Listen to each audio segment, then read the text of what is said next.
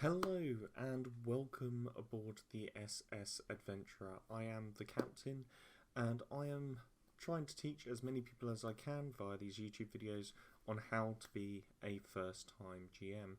Now, if you've watched episode 1, my first bit of advice was to just do it. Just pick up a book and go with it. Make an adventure, come up with something and take your players through that, whether that's a pre-written module or just a small one-shot adventure that you would like to throw together for yourself to experience being a GM. Myself, I am a massive fan of homebrew adventures. I don't like running pre-written adventures. If I run a pre-written adventure, I normally make heavy modifications to it to try and suit my style. But again, some people are quite happy to run the games out of the book. This week we're going to be talking about coming up with a theme, how you can implement that theme, and ways to explore the themes that you want to explore through your stories, your characters and your players.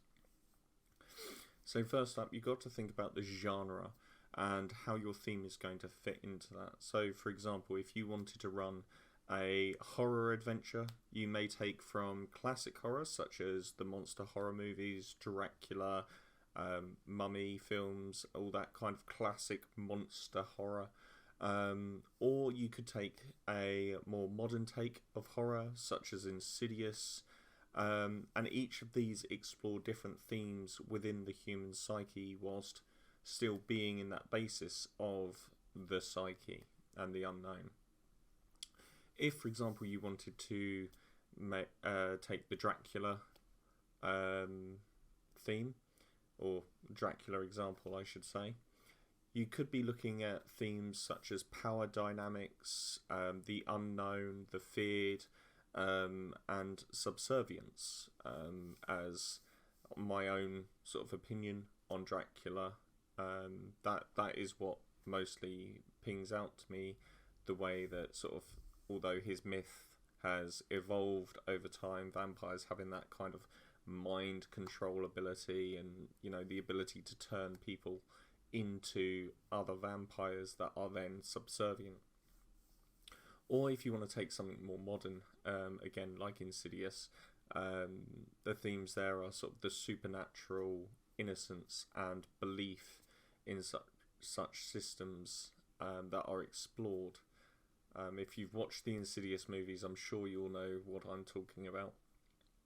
So my top tip from this is take from popular culture, take from what you enjoy, because there's nothing better than writing your own story from something that you're enjoying.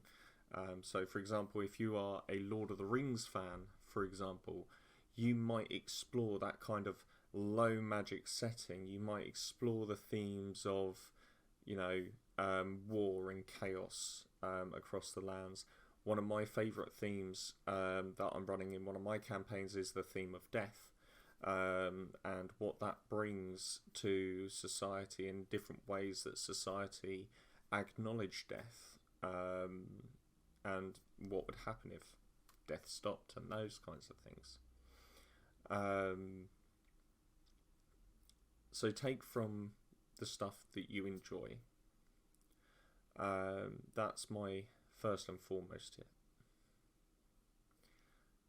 Next, you need to obviously decide what elements of those themes you're going to look into and how you're going to portray those elements. Again, an example from my own campaign, I explore death through the visions of death gods and them trying to bring themselves back to life, and what chaos they reap upon the land.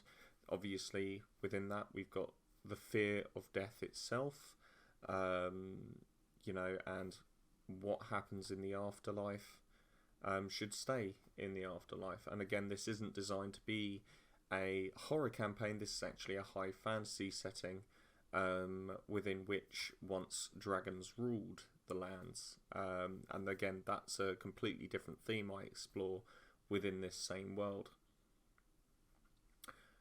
Ask yourself questions about society in general. Who lives in this world, you know, and how does this world impact them, and how can you explore those themes through them. So as an example, I have very, very innocent characters in the world. One of my favourite NPCs is Hoddo. He's a very chaotic goblin, but a very happy goblin. He's very happy with his life. He doesn't really know much else other than his life, and he runs around causing chaos wherever he goes, brewing experimental potions, and 9 times out of 10 then blowing up in either his or the players' faces. But it's a good laugh, and it brings that sort of lighter element to my darker, grittier campaigns. At the same time, on the reverse side of this, I've got a town that is run by a noble, gracious vampire who actually sees his people prosper and finds other ways for him to survive. Again, sticking with that theme of death and avoiding death. Alternatively, you've also got his counterpart, which is a vampire that was imprisoned many, many years ago because he was more of a tyrant to his people. He, imposed strict laws on them and required sacrifices and all this kind of this darker side of avoiding death and finding the darker path to avoiding it. So really, really think about the kinds of people that live in your world. Obviously, you can have a wide array of people and explore different themes and sub-themes through them, through your quests and adventures, but it's really, really important to try and keep reiterating what the overall theme of your campaign is about. What underlying issues exist in your world as well.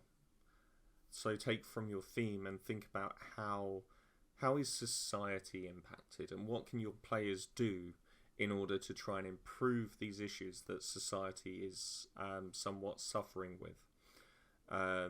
Is there corrupt governments? Are you exploring the theme of corruption and how power slowly corrupts rather than just being a snap, oh, I've got power, I'm now corrupt? Are you looking for that gradual change? Maybe you have a noble in your world who is truly noble and, is out to help the people, and he finally gets that position of power. And the longer he's in power, the more corrupt he's becoming and causing, whilst he sets out to do good initially, are his choices actually impacting the people in a negative way? Big threats, as well as underlying issues, we got to think about, what is going to be the end goal for your adventurers? Where is this theme going to take them? What story, where is this going to branch out to? And what is the ultimate end goal? What is the big threat in your world? Now, this big threat doesn't have to be a big bad evil. It could be anything from a conglomerate of individuals that are making bad decisions, and it's your player's job to try and convince them to change their ways in various situations, and you can roleplay that out.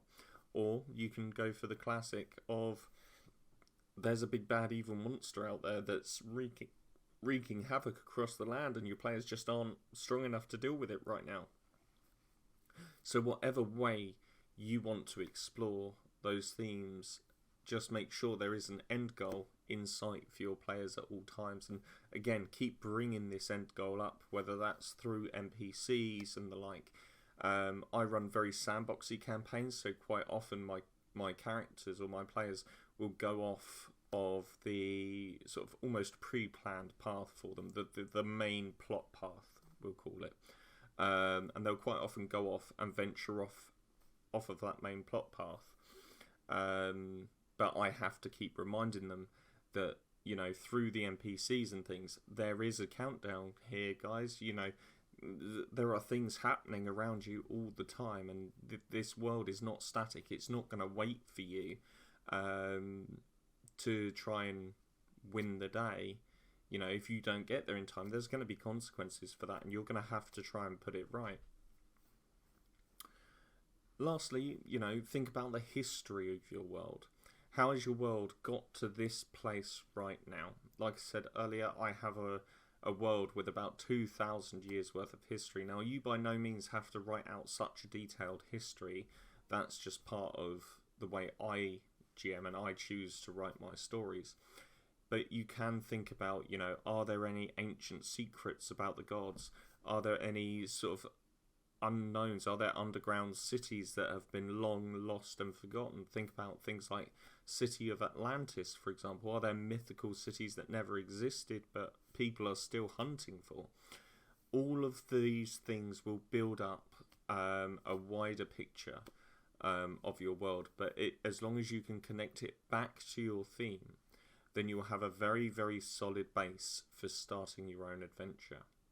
So as always, guys, thank you very much for watching. Thank you very much for stopping by. My name is The Captain. You can hit follow, hit subscribe down below. If you are looking for any games, I am, of course, a pro GM as well. I have my games listed on Start Playing, so all you have to do is search startplaying.games/GM/ssadventurer, and I'll leave that in the link down below. But until next time, my friends, may the dice be ever in your favour. Thank you for watching.